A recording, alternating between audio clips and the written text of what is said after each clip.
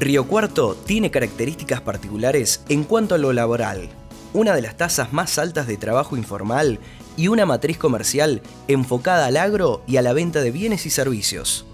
Se dice que el trabajo dignifica al ser humano en términos de derechos. Ahora bien, ¿todos tienen la misma posibilidad de ejercer el derecho al trabajo?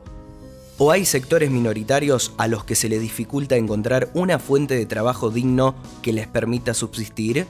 Recorriendo la ciudad, encontramos que uno de los sectores que reclama esta oportunidad de acceder a ese derecho es el sector de las personas transgénero.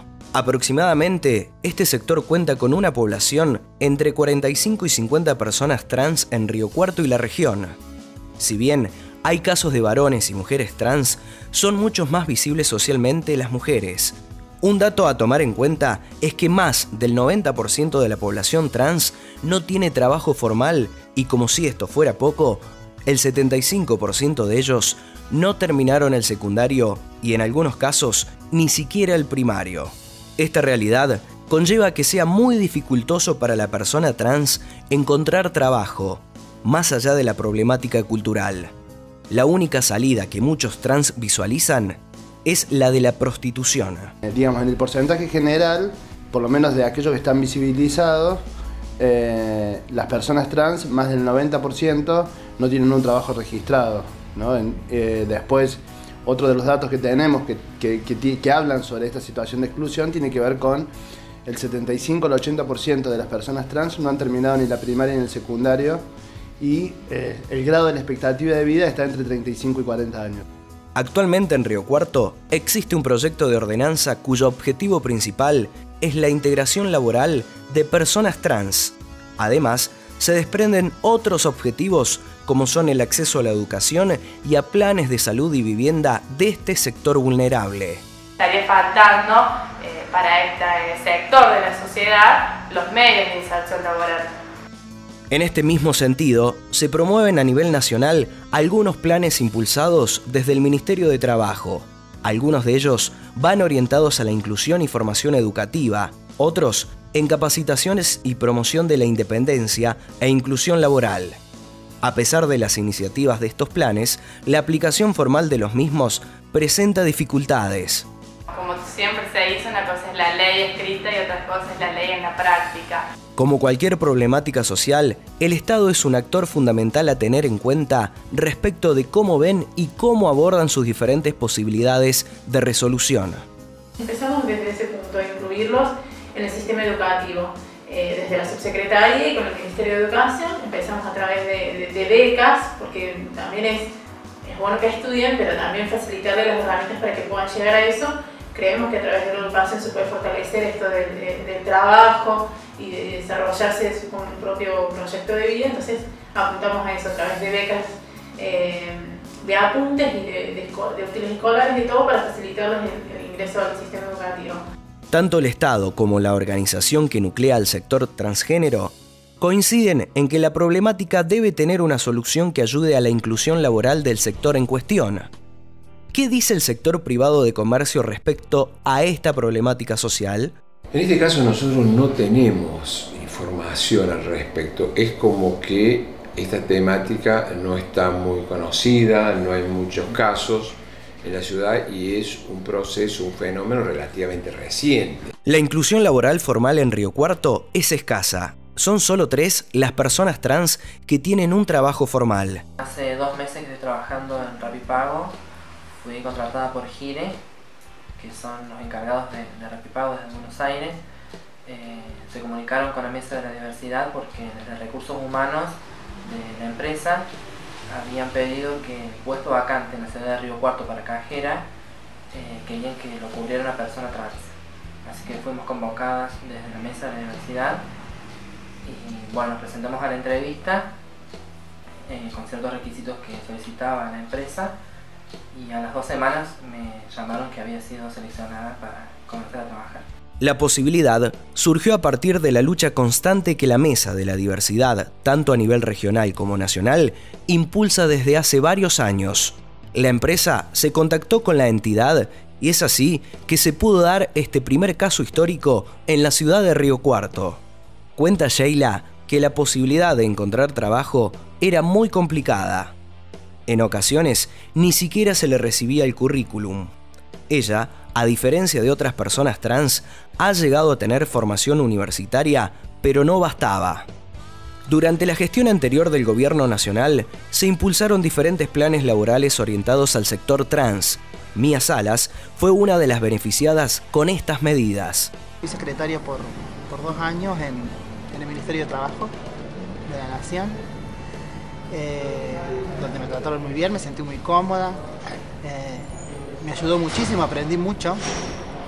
O sea, más allá que en mis estudios yo tenía una capacidad ya, pero ahí mismo aprendí muchísimo y ellos también al mismo tiempo supieron aprender mucho más de mí, de cómo tratarme y todas las cosas, pero la verdad muy cómoda, y hasta el día de hoy me sigo hablando con los chicos porque bueno, al cambio de gobierno ya me sacaron del plan y bueno, y seguí abocada a lo que amo hacer, que es lo artístico. Mía también dice que todas las personas, incluidas las personas trans, merecen trabajar en un lugar fijo, con estabilidad económica, pagar sus impuestos y tener acceso a la salud. La lucha por la inclusión laboral trans es un proceso en el cual no hay que bajar los brazos. Que una chica ya entró a trabajar, una compañera nuestra, pero es un cambio grande. Eugenia Carrillo dice que las grandes empresas, por el caudal de personas que pueden emplear, deberían tener una mirada moral sobre la inclusión del sector trans. Aún así, el empleador, desde lo legal, tiene la potestad y libertad de elegir a quién tomar y a quién no, y esto está establecido en el marco de la Constitución Nacional. Intentamos que sean políticas justamente públicas en el sentido de construirla con el pueblo organizado, con la sociedad civil. Para esto se trabaja desde la Subsecretaría de Derechos Humanos en la concientización del derecho a la igualdad de todos los ciudadanos, en el sentido de pasar de una igualdad jurídica a una igualdad real. En tal sentido, se dieron importantes avances legislativos. Algunos ejemplos son la Ley del Matrimonio Igualitario y la Ley de Identidad de Género. El presidente de la Cámara de Comercio explica que habría un conflicto en puerta si es la ley la que indique a quiénes deben o no tomar como empleados las empresas del sector privado. Indica que el sector empresarial se opondría rotundamente ante una eventual regulación de este tipo, independientemente del sector social del que se trate. En este sentido, visto desde la empresa, plantea que hay situaciones que son convenientes evitar, tomando prudencia a la hora de seleccionar al personal. Yo no creo que, por ejemplo, a un padre, por ejemplo, lleva a su hija a atenderse a un local y perciba que, por ejemplo, una persona, por ejemplo, alguien lesbiana, es conveniente ponerlo. No hay una situación de conflictos de intereses, llamémosle en términos comerciales. Yo trataría de evitarlo. Yo padre, pero yo también proveedor de un servicio. Walter Torres, presidente de la Mesa de la Diversidad, entiende que es responsabilidad del Estado sentarse a dialogar junto con el sector privado. Pide también que los empresarios tengan una mirada más social sobre la inclusión laboral trans y que tanto el Estado como los privados ejecuten políticas activas que ayuden a resolver la problemática. Indica que una medida posible sería la de aplicar beneficios fiscales al sector privado para incentivar el empleo de personas trans. Desde la Subsecretaría de Derechos Humanos expresan que se ha firmado un convenio junto con la Mesa de la Diversidad y la Federación Nacional para avanzar en las capacitaciones que fortalezcan la inclusión laboral, lo cual implica dar el primer paso para que los privados también avancen en este sentido. Como hemos visto, la problemática de la inclusión laboral transgénero tiene diferentes aristas. Las estadísticas indican que es un sector vulnerable de la sociedad, pero hay representantes y actores sociales que están trabajando para revertir esta realidad. La Mesa de la Diversidad reconoce que hubo avances en cuanto a políticas sociales y legislativas. El Estado reconoce su parte de responsabilidad y se intenta avanzar en los procesos de concientización para que se haga carne en el cuerpo social. Armando Becerra comenta que muchas veces se habla desde el desconocimiento de la situación, pero hay que hablar sobre las nuevas cuestiones que van apareciendo para tener algún tipo de logro. Sin embargo, analiza que hay ciertas dificultades. También podemos llegar a la conclusión que para determinadas actividades uno no tiene nada que expresar ni en favor ni en contra. Puede decir, bueno, puede tener condiciones similares a otras, pero hay otras que yo lo veo desaconsejable.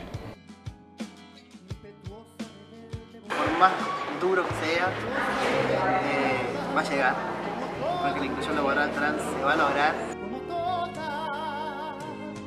Como toda mujer, a menudo me da por callar injusticias y luego llorar en silencio, o explotar por alguna idiotez, verme mal de cabeza a los pies, como toda mujer. No creo un camino fácil, lo bajo. Respetemos nuestra sociedad para ser respetadas. Creo que estos pequeños gestos que tienen que ver con la inclusión en el ámbito privado de una persona trans es un paso. Ahora, esto va a seguir siendo un paso más importante cuando deje de ser noticia. Cuando nosotros podamos, como sociedad, entender que no puede ser noticia que una persona tenga un puesto de trabajo. Es necesario que la sociedad siga trabajando, o sea, nosotros tenemos que seguir trabajando para que la sociedad nos abra las puertas para el acceso al trabajo formal como el resto de la sociedad, que también merecemos una vida digna, un acceso a la salud, a la educación, al trabajo.